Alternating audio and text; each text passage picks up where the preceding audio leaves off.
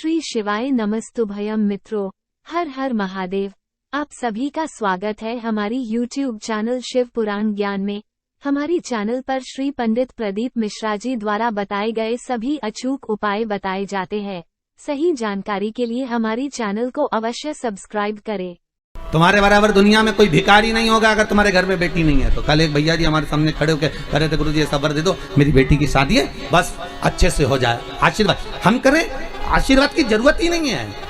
3 के भाग्य का धन हर व्यक्ति को मिलता है। पहला बहन बेटी के भाग्य का, दूसरा गौ माता के भाग्य का, तीसरा संत और ब्राह्मण के भाग्य का। अगर आपके घर में बहन बेटी आ रही है, आपके घर में बहनें आ रही हैं, आपके घर में बेटी ने जन्म लिया है, तो उसके भाग्य का धन तुमको जरूर मिलेगा। दूसरे नंबर पर गौ माता अगर तुम्हारे घर में है, या तुम गाय को 1 रोटी दे रहे हो, गौ माता की सेवा कर रहे हो, भले तुम्हारी गरीब परिस्थिति है, भले तुम्हारे पास में कुछ भी नहीं है, तो भी तुमने अगर गौ माता की सेवा करी है, गाय को 1 रोटी दी है, गाय को चारा दिया है, गाय की सेवा करी है, तो उसके भाग्य का धन तुमको जरूर मिलेगा।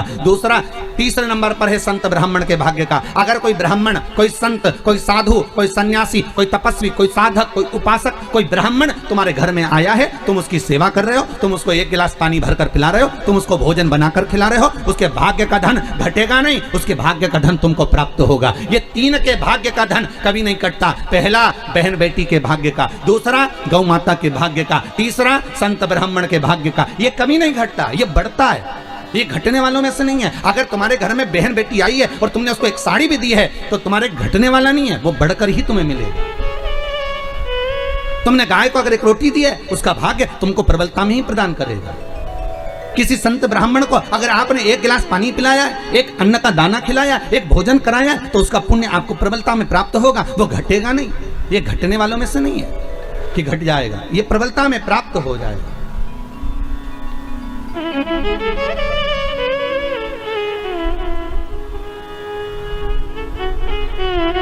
कई लोग कहते हैं भगवान ने कृपा करी, हमारे घर में तो बेटा हो गया, बेटी नहीं है, भगवान की कृपा थी कि बेटी नहीं है। हम कहते हैं किस्मत वाले नहीं हो, भाग्य बेकार है आपका अगर तुम्हारे घर में बेटी नहीं है तो।